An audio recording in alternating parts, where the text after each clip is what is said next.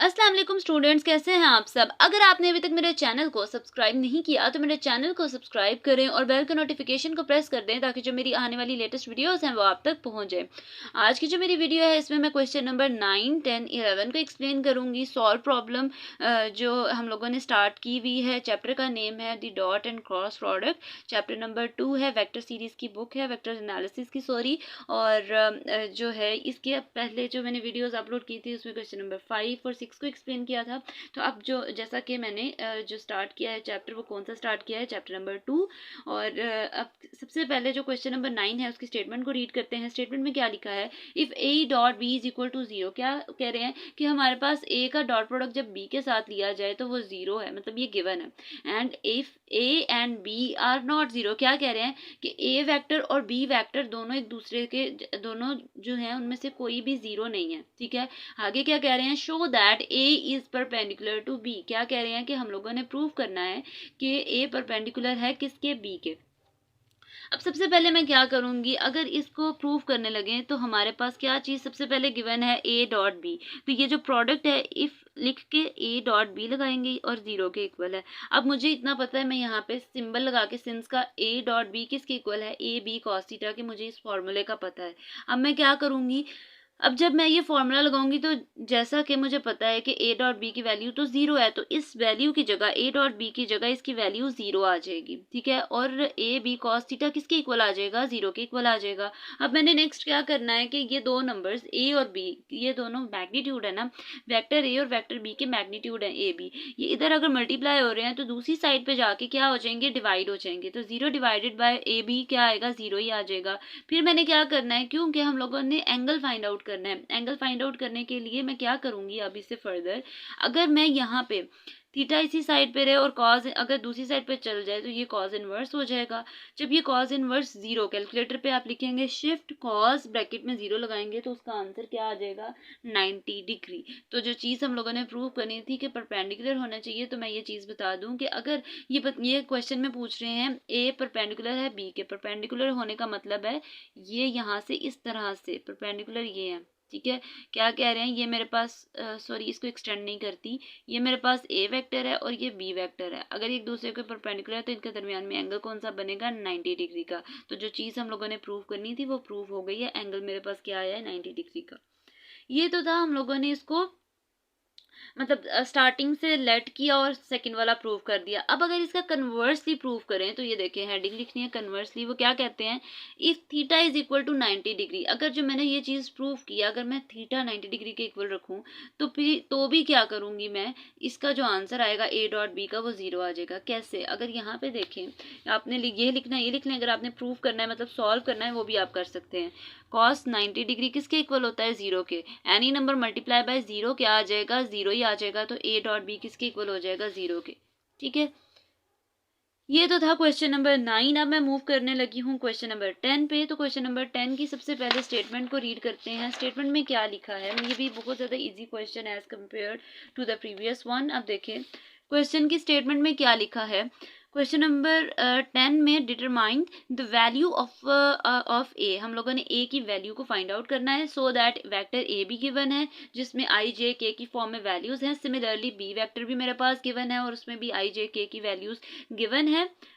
और क्या कह रहे हैं कि ये दोनों एक दूसरे के साथ क्या है, परपेंडिकुलर है। ठीक है, अब हम लोगों ने प्रॉब्लम नंबर 9 में ये चीज़ पढ़ी है कि अगर कोई चीज़ एक दूसरे के परपेंडिकुलर है तो इसका मतलब ए डॉट बी किसके इक्वल आएगा, 0 के इक्वल आएगा। ठीक है, वो उसी थ्योरम को रिलेट कर रहे हैं और इस क्वेश्चन में वो चीज़ को सिर्फ कह रहे हैं कि प्रॉब्लम नंबर 9 से हम ये चीज़ ले रहे हैं। ठीक है, और हम लोग जो है अब उससे फर्दर क्वेश्चन सॉल्व करेंगे। तो यहाँ पे लिख देना है ए और बी एक दूसरे के परपेंडिकुलर कब होंगे, जब मतलब एक दूसरे के अगर परपेंडिकुलर है तो इनके दरमियान में जो डॉट प्रोडक्ट आएगा वो क्या आ जाएगा, 0 आ जाएगा।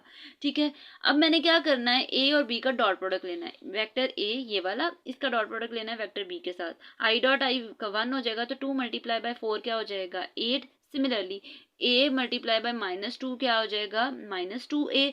और जे डॉट जे किसके इक्वल हो जाएगा, 1 के।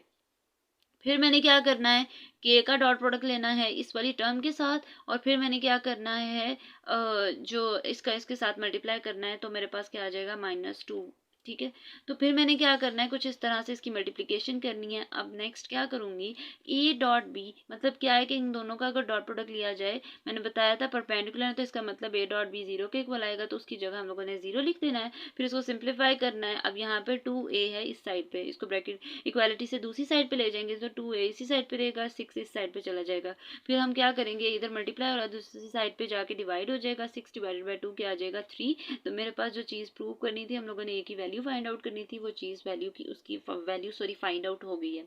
तो आंसर मेरे पास क्या आ गया है 3।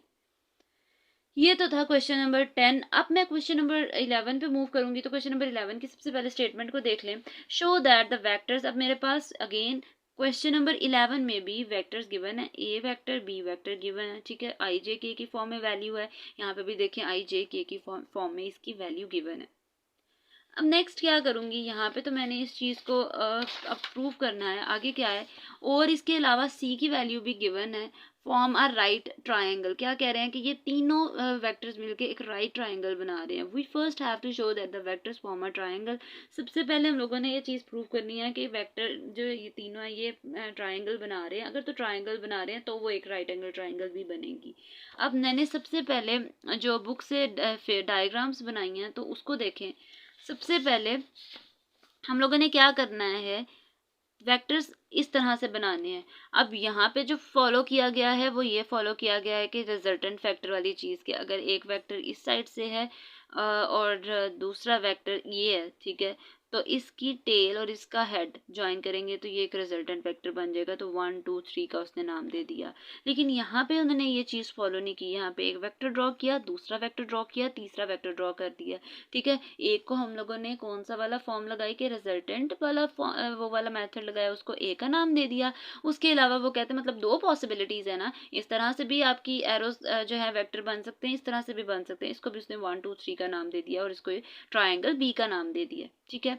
दो तरह से उन्होंने ट्राइंगल बना ली। अब आगे देखें, from the figures it is seen that vectors will form a triangle if. क्या कह रहे हैं, अगर दोनों फिगर्स को देखा जाए तो हम लोगों को पता चलेगा कि जो वेक्टर्स हैं वो एक ट्राइंगल बना रहे हैं, ठीक है। अब वो कहते हैं जो फर्स्ट वाले ट्राइंगल है वो देखें, वन ऑफ वेक्टर्स से 3 इज द रिजल्टेंट और सम ऑफ 1 and 2।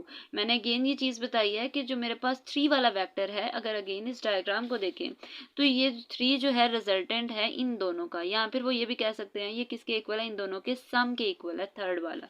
ये बात उसने लिखी है लेकिन स्टेटमेंट की फॉर्म में लिखती है। आगे देखें बी वाला पार्ट, अगर वो क्या रहे हैं, द सम और resultant of the vectors 1 + 2 + 3 is equal to 0। यहाँ पे वो क्या कह रहे हैं कि तीनों वेक्टर्स का सम किया जाए। यहाँ पे भी फॉलो वही रिजल्टेंट हो रहा है, लेकिन यहाँ पे क्या है, तीनों का सम करें तो किसके इक्वल आएगा, तो वो 0 के इक्वल आएगा, ठीक है। अब दोनों पॉसिबिलिटीज की उन्होंने स्टेटमेंट लिख दी है। अब आगे क्या कह रहे हैं, according as A 2 vectors have a common terminal point. ये देखें, कह रहा है अगर ए को देखा जाए तो ये दो वेक्टर्स हैं, एक 3 वाला और एक 1 वाला। इनका जो टर्मिनल पॉइंट है, टर्मिनल पॉइंट वो वाला होता है कि जहाँ से एरो स्टार्ट हो रहा होता है, ठीक है। तो वो क्या कह रहे हैं कि इन दोनों के टर्मिनल पॉइंट मीट कर रहे हैं, मिल रहे हैं, ठीक है, अगर ए वाली जो डायग्राम देखी जाए। उसके बाद क्या कह रहा है, या फिर अगर बी वाली देखी जाए तो none of the vectors have a common terminal point. क्या कह रहे हैं कि अगर बी वेक्टर को देखें तो उसका टर्मिनल पॉइंट कोई नहीं बन रहा। आगे क्या लिखा है, बाय ट्रायल। अब हम क्या करेंगे, फाइंड आउट करेंगे ए किसके इक्वल है, बी + सी के, so that the vectors do form a triangle. कि अगर हम लोग ये दोनों, उन्होंने पॉसिबिलिटीज बता दी कि दोनों से इस तरह से हम लोग जो है चीज़ें जो है एक्सप्लेन कर रहे हैं। स्टेटमेंट की फॉर्म में उन्होंने ये सारी चीज़ें एक्सप्लेन की हैं। अब फर्दर क्या कह रहे हैं कि हम अगर 2 का सम करें तो तीसरे के इक्वल आएगा। अगर 2 का सम तीसरे के इक्वल आ जाए तो वो एक ट्राइंगल होती है, ठीक है। अब उन्होंने कहा है कि हम लोगों ने ये जो पॉसिबिलिटी है कि अगर 2 का सम करें तीसरे के इक्वल आएगा, तो वो कहते हैं कि वेक्टर्स जो है एक ट्राइंगल बना देंगे।